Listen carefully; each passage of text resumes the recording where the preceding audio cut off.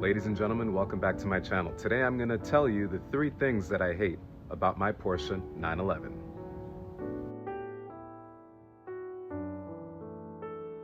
Alright, so welcome back to my channel. Today I'm going to tell you the 3 things that I hate about my Porsche 911. Let me start off by saying this. The Porsche 911 is actually my favorite car. It is the best car I've ever owned in my life, but I also have 3 complaints that I think all Porschephiles or all experts in the brand will suggest are the 3 commonplace things that we all agree we don't like about the Porsche 911. And specifically, I'm speaking about the air-cooled varieties, those that range from 1964 all the way through 1998 in the 911 variant. And if we go back even further, we could talk about the 356, as well as the 356A, 356B, the 356C, the SC models, as well as the 550 Spiders and the 718 RSKs. Everything basically before 1998 that was the 911. But these are the 3 things that I specifically complain about when it comes to the Porsche 911. Número 1. Buscando un mecánico. Air-cooled mechanical knowledge is very rare nowadays. Not a lot of people actually know how to work on these, so it's very few people within the car community who actually are able to mechanically address a lot of your issues when it comes to the air-cooled motors. Thankfully, I know enough people within PCA, which is the Porsche Club of America, and Hagerty, in order to address all my issues and any questions that I may have as I embark on my journey of ownership with the Porsche 911. Número 2. Estacionando en la calle. The second thing that I don't really like about the car is Estacionando. Ay, el dolor. So parking has always been one of those issues that I try to avoid in pretty much every single circumstance. I will not drive the car and leave it parked on the street unless I'm doing a story for Instagram or something crazy like that. But I will always keep the car in motion, and literally this is what this car is all about. It's all about the driving. So I'm not doing anything in terms of, I'm gonna park the car and leave it on the street and trust that the environment of New York City is gonna treat my car well.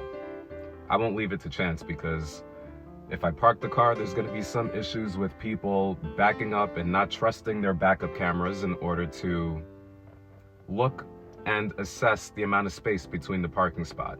And there's always that courageous person who's gonna say, I can fit in that spot with my Ford Excursion. And your car is caught in the middle of that, and no, not for me. Personally, not for me. If my car was a beater, sure, whatever. Like, I'll park it and leave it anywhere and let chance, leave it to the universe in order to make sure that the car is in good hands. But for the most part, I'm gonna do my due diligence and not park on the street, because it's just foolish at this point. So I tend to not leave my car with valet drivers. I'll try to park the car myself in every single circumstance. I will not leave it at a garage, because I don't want anybody sitting in the driver's seat and pulling a Ferris Bueller on me. So, nah, it won't happen. Número 3. Los precios. Now, the third and final thing that I don't like about my car are the prices. Now, thankfully, I was able to get my car from Sloan Cars for a reasonable price. And at the time, I thought I was paying a lot, but in hindsight, pre-pandemic, or at the midpoint of the pandemic, is when I bought this Porsche 911. And I thought I was paying a lot of money, but then I'm starting to look at the prices on all the major car auction sites like Bring a Trailer, P-Car Market, Cars and Bids, and I'm seeing what these prices are bringing to the forefront. And I'm really thankful that I bought my car when I did, because this was the car that I had been eyeing for quite some time. So the fact that I was able to pick up my car around the time of my birthday in September of 2020, I was really thankful that I did that, because I saved myself a lot of money in the process. The only thing is, with the prices, the thing that I hate about this car is that I can't get another one, because the prices are absolutely crazy right now in the marketplace. But owning this car and seeing how well it drives and seeing how amazing and intuitive and how connected you are to the road makes me wonder why I don't have a second one.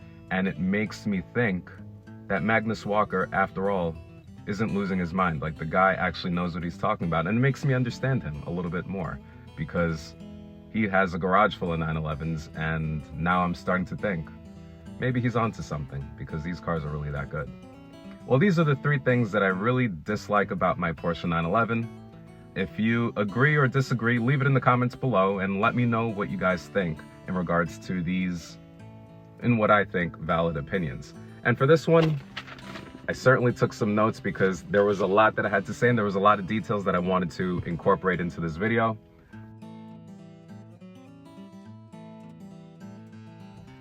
The subscribership keeps growing. I'm really thankful for that. A lot of you have watched my stories. A lot of you have gone into previous videos and the numbers are reflecting that. So thank you for watching and I look forward to the next video. This is not a driving video. This is just an opinion video.